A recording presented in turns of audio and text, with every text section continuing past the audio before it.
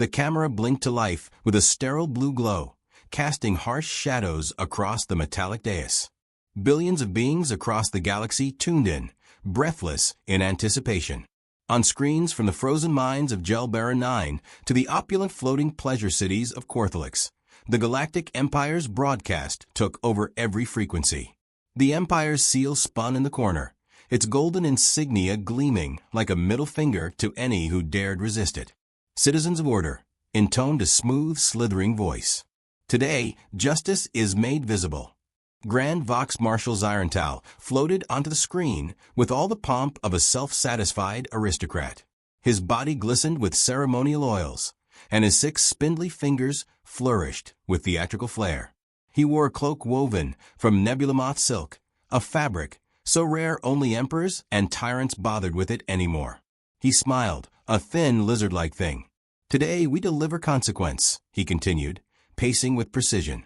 Today we remind the galaxy that defiance is not defiance, it is suicide. Behind him, 2 security drones hovered with military indifference, flanking a restrained figure. A human, shackled, dirty, blood crusted on the side of his temple, but upright. His expression was calm in a way that unnerved even the alien camera crew. He looked more like a guy waiting for coffee than someone facing execution. The boy was 20, human age, barely a man by some species standards. Blonde hair matted, clothes scorched and torn, and yet, when he was yanked forward by the electrocanes, he flashed a smirk so casual it broke decorum in half. Eli Cross, Zyrantal declared, as if announcing a piece of gum on his shoe. Terrorist. Saboteur. Member of the human resistance. Captured during the assault on our satellite relay above Tau Sarnes. Found guilty on all accounts. And for his crimes, today he is erased. Eli raised an eyebrow. Well, that's one way to say, hey, we're scared of you. Gasps murmured through alien viewers. The audacity. The disrespect. The humor. It was always the humor that got them. Zyrantal didn't react. Too experienced. Too rehearsed. But a muscle in his jaw clicked. You have the final word, human, he said, voice clipped. Eli looked straight into the main camera. His lips curled into a grin, so cocky it might have powered a freighter engine. To the people watching this from Earth. Hey, Mom, sorry I missed laundry day. To everyone else, I got one thing to say. He glanced at the timer on the screen, synced to galactic time. 14 minutes. That's all you've got left. Laughter erupted from the broadcast studio. The guards even chuckled. One of the audience officials leaned toward another and whispered, "Their species is so dramatic." The camera cut to a wide angle. The executioner drone extended a plasma pike, its tip glowing white-hot. Zyrantal raised his arm. Let it be known, this is the price of resistance. The pike jabbed forward. Eli didn't flinch. The moment froze. And then, he fell. The broadcast cut to the Empire's emblem. Triumphant horns blared. On every screen across the galaxy, a notification pinged. Victory secured. Galactic order maintained. Except 83 seconds later, that message flickered. Then again. A third time, and this time a distorted jingle played. One unfamiliar to most aliens, but immediately recognizable to any human who'd ever had a childhood. You've got mail. The Empire's flagship comms array above orbital node Theta glitched hard. Static buzzed. The screen blipped into blackness before rebooting itself into an entirely unauthorized broadcast. A low-res video of a grizzled man with a cybernetic arm, cracking his knuckles in a smoky dive bar on Earth. He was quiet, calm, sipping beer like nothing in the galaxy had just shifted.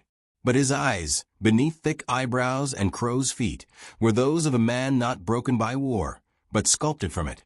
A voice off-screen whispered, "Eli's gone." He didn't look away from his drink, just set it down with deliberate care. His hand crushed the can without looking. Start the timer. No one spoke his name, but across certain dark corners of the galactic net, code fragments pulsed. Data brokers trembled. Empire bureaucrats scrolled with growing panic. The man on the screen was labeled in unredacted files only 2 words long. Black site. In the Imperial war chambers, emergency sirens began to wail. First one, then all of them. Tech adepts scrambled. Screens flooded with alerts. The Emperor's inner circle convened at once, their faces contorting in confusion. "Why are all our satellites pinging Earth's gravity field?" barked one. "No, it's not Earth. It's Earth adjacent. It's coming from, oh gods, Sector 0. Sector 0 doesn't exist." It does now. On the dark side of Earth's moon, a relay station once thought abandoned by NASA blinked awake. Inside, a small army of humans was already in motion. Satellite arrays spun. Old world monitors crackled back to life, displaying wireframe star charts and mission cues that hadn't been touched since 1997. A woman in a red flannel shirt stood at the helm. White streaks ran through her tightly braided hair. Her name was Meg, known to her enemies as Anti-Megabyte. Her fingers moved across the console like a pianist on a caffeine bender. "Time to put the old virus to work," she muttered, pulling a dusty floppy disk from her coat. The label read, "Do not insert, too dangerous. Ask Bricks first." She inserted it anyway. The screen flickered to green text on black. "Loading. Clippy, Yexi the Revenge." One by one, the Empire's navigation satellites shut down. Starships lost orientation. Drop fleets rotated out of sync and smashed into each other. Automated systems began translating all commands into 1990s Windows error messages. On the Empire's command bridge, one officer screamed, "Why is every cruiser being rickrolled?" Indeed, speakers across the fleet were now blasting "Never Gonna Give You Up" in 6-part harmony. Who authorized this? No one. It's a human meme weapon. In the heart of the Empire's core worlds, cities began to darken. Power grids collapsed. Entire planetary economies halted. Traffic AI systems went berserk, resulting in an interstellar pileup involving 47 trillion credits worth of hover yachts. Amid the chaos, another broadcast interrupted all channels. It was Eli again. His face, not a recording. Real time. Alive. "Hey again," he said casually. "Turns out you should have checked the body. You really think we don't know how to fake a plasma kill on live feed? Come on." A beat. He leaned closer. "I told you. 14 minutes. That's all you had." The Empire's War Council disintegrated into shouting. "He's alive. He was never dead. This violates everything." Zyrontal stood frozen. Behind him, his staff scrambled. But he didn't move. Couldn't. His grand performance had just become the most catastrophic backfire in galactic history. And then came the final message, this time from a different source. An override. A high-level voice authorization that none in the Empire dared speak aloud. The voice of Bricks Cross. Protocol, Leviathan. Execute. No further information. Just one word, execute. A networked AI, older than the Empire itself, stirred awake beneath the polar ice cap of Mars. An orbital array locked onto 27 targets across the Empire's central systems. Each one designated a strategic ego core. Each one housing the elite ruling class. From deep space, ancient railguns hidden inside moon craters began firing. The Empire's high command didn't even have time to run. The execution of Eli Cross had been a trap. Not for Earth, for the Empire. Back in the dive bar, Bricks lit a match with his cybernetic thumb. One of the barkeepers, an ex-Marine who'd traded bullets for bourbon, looked up from polishing a glass. "You gonna burn it all down?" Bricks took a long drag, exhaled slow. "Burning's too polite." The clock ticked past the 14th minute. The Galactic Empire had officially entered its fall. And Earth had only just started talking. The screen burned with static before resolving into a dimly lit underground war room, lit by the pulsing orange of ancient CRT monitors and the occasional spark from a frayed wire. Dust floated in the air like ash from some long-forgotten fire. Cables ran like jungle vines, and the walls were covered in yellowing maps, stickers, and faded slogans that read things like, "In Boom We Trust," and "Cry Havoc," and "Let Slip the Nerds of War." In the center of it all stood Bricks Cross. 6 feet, 4 inches of scar-twisted muscle and precision comm. He moved like a man who never wasted motion. The cybernetic arm at his side whirred faintly as he adjusted a dial on a tabletop detonator.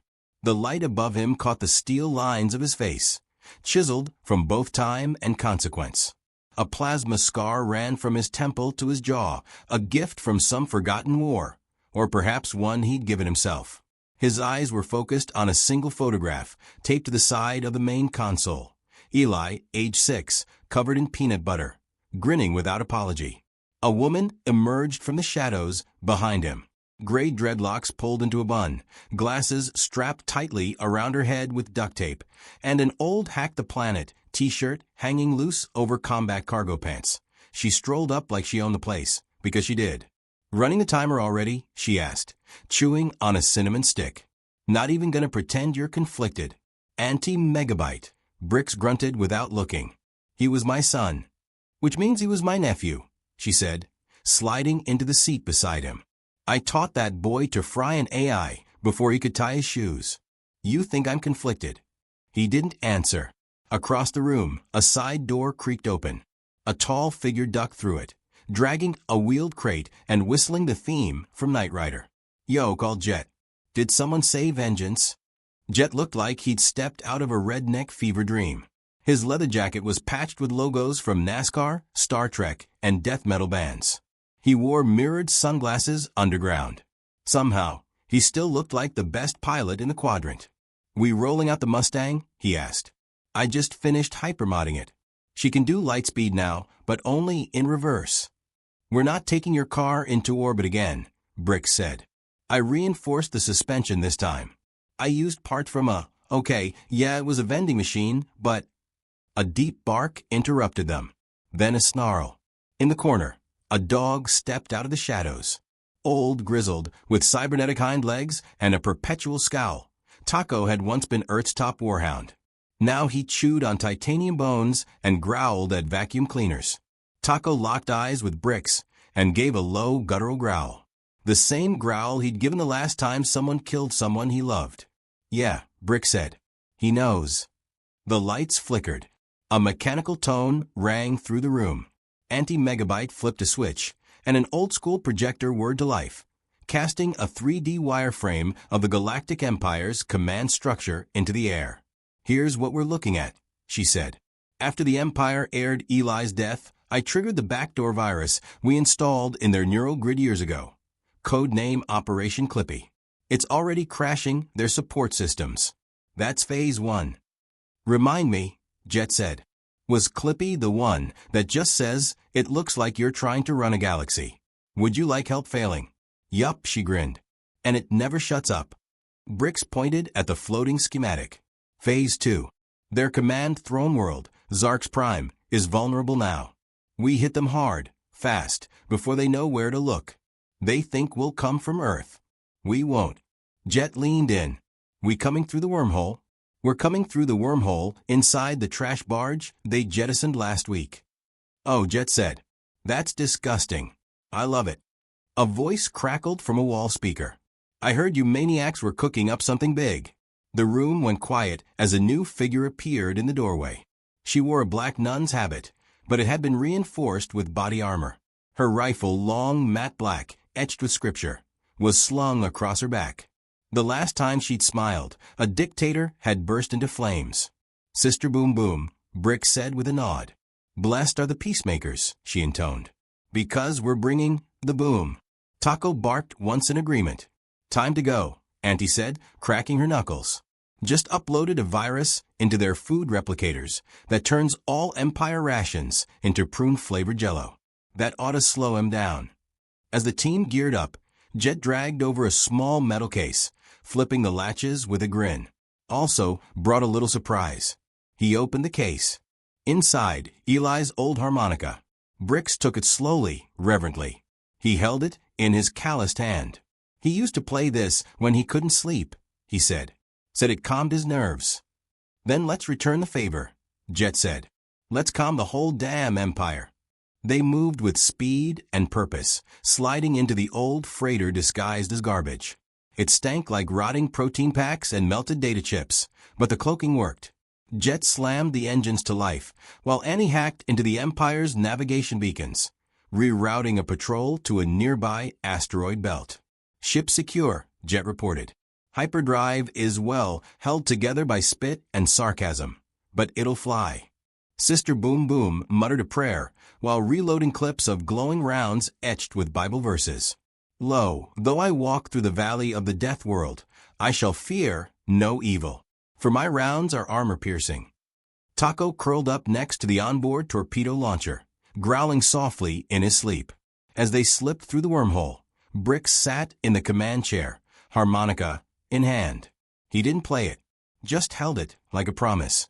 Across the stars, in the center of the Galactic Empire, the alarms were getting louder. Commanders scrambled, ships collided, food turned into jello, and soldiers were beginning to question why their guns now defaulted to playing Sweet Home Alabama every time they reloaded. The Empire had 14 minutes. Back in orbit, the trash barge emerged from hyperspace above Zark's Prime. Jet hooped and swerved between the docking pylons like he was in a demolition derby.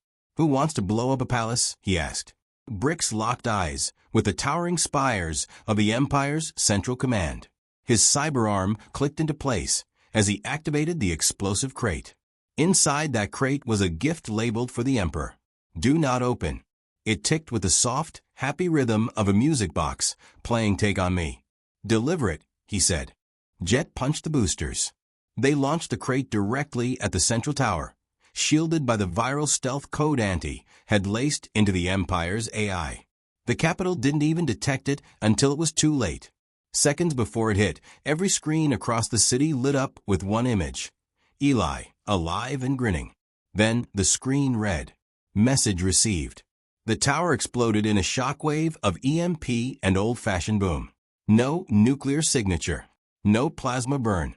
Just a good old-fashioned Earth-style detonation, laced with a secondary virus that infected every AI watching the footage.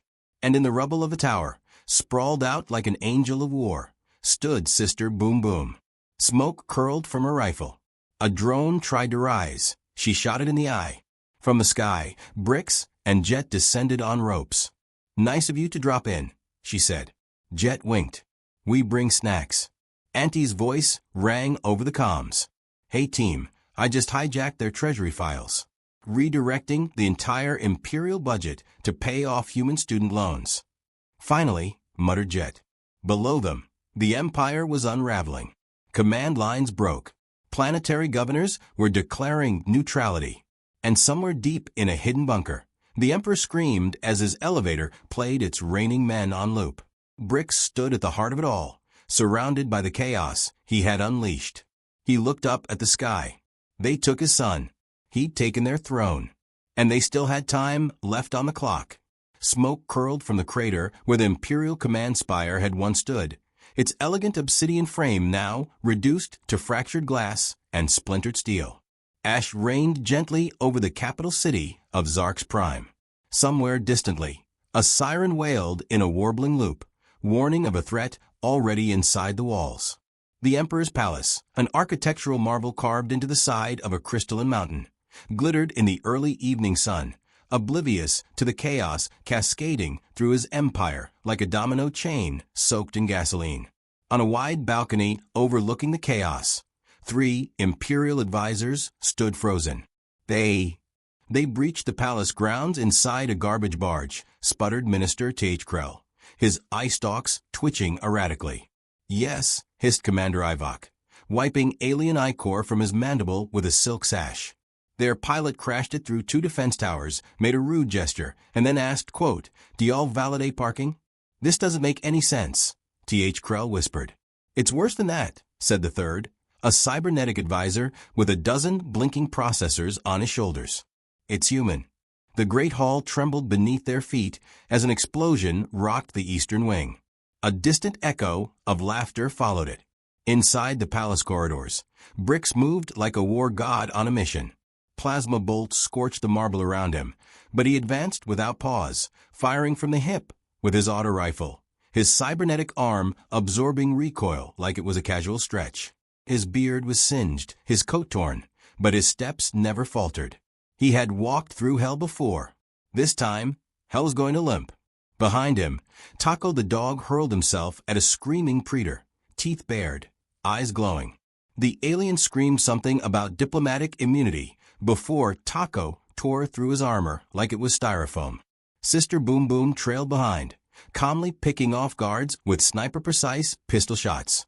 She quoted Psalm 140:4 as she reloaded. "Blessed be the Lord, my strength, who teacheth my hands to war." A squad of elite alien guards rounded the next corner with blasters raised. Before they could fire, the hallway lights flickered. A deep, sinister voice echoed through the air vents. "It looks like you're trying to defend your empire," said Clippy. "Would you like assistance surrendering?" The guards looked confused. Their rifles powered down. The emergency lights shifted to neon green. Rick Astley's voice whispered from the walls. Boom Boom shot 3 of them before the 4th threw down his gun and bolted. In the communications tower, Anti-Megabyte leaned back in a high-backed throne chair that had once belonged to a planetary governor. Now it was hers.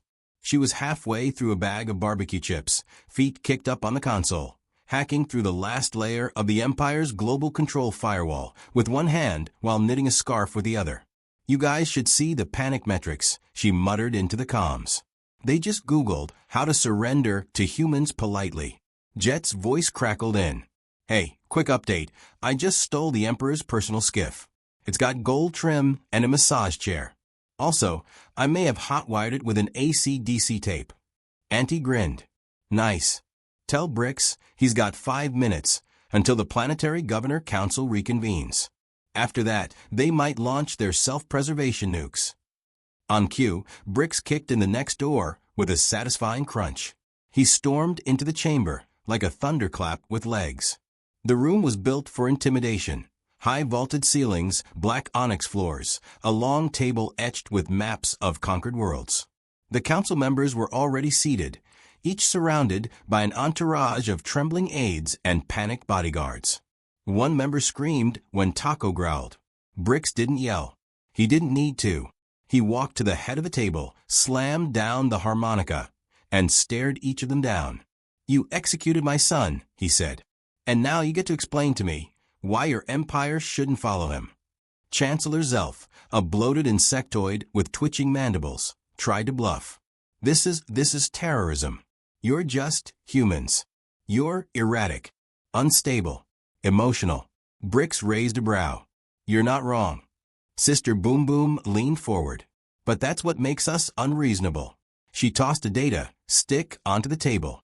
Inside this stick is a compilation of every human response to conflict since the Bronze Age. Spoiler alert, we do not do well with grief. Zelf stared at the stick like it was a snake. Jet's voice again over the radio. "Hey guys, just flew over the palace gardens. Funny story. They installed automated defense peacocks. I don't know who signed off on that, but I'm currently in a laser dance-off with one. Please advise." Auntie chimed in. "Ignore him. Focus on the download. The moment that stick finishes, every planet in your network will receive a fun pack of human classics, our worst war movies, our most emotional love ballads, and approximately 12 million spicy memes. You'll be memed into collapse," Bricks added. "We call it cognitive detonation." Zeltha's translator sputtered. This is cultural warfare." "We're Americans," Boom Boom said. "That's all we do." Suddenly, a new alert popped onto Auntie's console. She squinted at it. "Oh." Bricks froze. "What?" "The Emperor's gone." "What do you mean, gone?" "He activated an emergency escape route before we breached the palace. Auto launch confirmed. Destination, Earth." Jet's voice returned. "What kind of idiot goes to Earth after pissing off Earth?" Auntie's fingers flew across the console. "I'm pulling satellite data now. He's using a stealth cruiser. ETA to Earth's orbit, 6 hours." Bricks turned to the council. "Guess what, Bugs? I don't care if you surrender. You're not my priority anymore." Boom Boom raised a hand. "Can I blow up something before we leave?" "Absolutely," Bricks said. 10 minutes later, the council's onyx table was flipped, their chamber on fire, and the humans were boarding the Emperor's own personal shuttle. The one Jet had retrofitted with a joystick and leather seats. Taco jumped into the co-pilot chair. Jet fed him a piece of beef jerky. Bricks stood on the ramp, looking back at the smoking remains of the Empire's jewel city. It was never about making a point, he muttered. Auntie cocked a brow. Then what was it about? He slid Eli's harmonica into his pocket, making sure he heard us. The ramp closed. The engines roared. As the ship lifted off, the last human message transmitted through the now crippled galactic net was short, simple, and terrifying. We are coming home. Back on Earth, somewhere in the Appalachian woods, a small farmhouse sat quiet. Inside, in the living room, Eli Cross sat on the couch with a bowl of cereal and a healing scar on his cheek. The broadcast was rolling on the old tube TV. He watched his father storm through the Empire's palace in real time. A nurse droid floated by, trying to take his vitals. "I'm fine," he muttered. "Put on Die Hard." The droid complied. Eli leaned back and grinned. He died once. That had been enough. Now it was time for someone else to run. The wind howled over the Tennessee mountains as dawn broke across the earth. Pale gold light kissed the treetops and slanted through the old wooden shutters of a farmhouse nestled deep in the woods, far from cities, satellites, and secrets, at least the ones not wrapped in tactical encryption. Inside, the quiet was absolute, a calm so unnatural it ached. Eli Cross sat on the porch in a hoodie and jeans, barefoot, nursing a chipped mug of black coffee. His eyes tracked the horizon, though he wasn't looking at the trees. He was listening to the static, the silence, the world holding its breath. His left leg bounced in that nervous rhythm he'd picked up from Bricks. His right hand rested on a sidearm he wasn't supposed to have, thumb tapping the safety. Behind him, the screen door creaked open. Bricks stepped outside, already armored up. The kind of armor that wasn't for show. Dust and carbon scoring still marred the chest plate. The left shoulder bore an old patch, a broken star with the words, "Humanity Unreasonable," burned into the trim. "You should be inside," Bricks said, without judgment. Eli didn't look away from the horizon. "And you should be retired." Bricks grunted. "That was good what you did," Eli added. "Crashing an empire in 14 minutes. That was poetic. It was your plan." "Yeah, well, execution matters." Bricks stepped beside him, folding his arms. "You ready for this?" Eli smirked faintly. "I died once already. Kinda feels like extra credit now." In the distance, high above the clouds, a contrail split the sky in half. A black speck, moving too fast to be commercial, cutting toward the earth like a knife held backwards. Auntie's voice crackled over the farmhouse radio inside, confirming the bogey. "That's the Emperor. Cruisers in stealth mode, but our backdoor into his navigation software just triggered. ETA 10 minutes. Jet's voice chimed in. "He thinks he's sneaking up on us. Man's flying into the Blue Ridge Mountains. Probably thinks we still use torches and wooden wheels." Brick stepped back inside to gear up. Sister Boom Boom was kneeling by the fireplace, whispering a final prayer over her sniper rounds. Taco sat beside her, tail twitching, ears alert. "What's the call, boss?" Jet asked as he strapped himself into a black exosuit, rigged with homebrew tech and duct tape. "Intercept or bait?" "Both," Brick said, sliding on his helmet. "We intercept, and then we let him walk straight into hell." The Emperor's ship thundered down into the valley, all stealth abandoned. It screamed overhead like a meteor, kicking up dust, vaporizing branches, scattering deer and crows in every direction. It banked hard, then landed in the center of a wide-open clearing. The ramp hissed down. He emerged, taller than most, draped in black and violet ceremonial armor. The Emperor of the Galactic Empire strode forward like he still believed he had the right to exist. His crown gleamed with embedded starlight. His voice, when he spoke, was made of steel. "I've come for the boy." Bricks walked out into the clearing, alone. "Funny," he said. "We came for an empire. Looks like we both found disappointment." The Emperor sneered. "You are a relic, Cross. All of you. Humans. You fight with rage and instinct and rusted weapons. We had evolution. We had control." Bricks kept walking. "You had arrogance. You had sentiment. And you paid." Bricks stopped 10 feet from him. You executed a child, he said, on live broadcast, for a message. The emperor smiled. And what a message it was. A blur moved in the trees. The emperor's guards, 12 of them, fully armored, emerged like shadows behind him. I don't make the same mistake twice, he said. This time, no theatrics. Just elimination. A single harmonica note drifted through the trees. A slow, aching melody. Then silence. Wrong, Brick said. This time, you make your last. The forest exploded. Jet dropped from the canopy in full flight suit. Twin plasma pistols firing in perfect rhythm. Sister Boom Boom emerged from a hidden chapel nestled between roots, launching holy fury from her grenade launcher. Anti-Megabyte had already overridden the guards' helmet systems.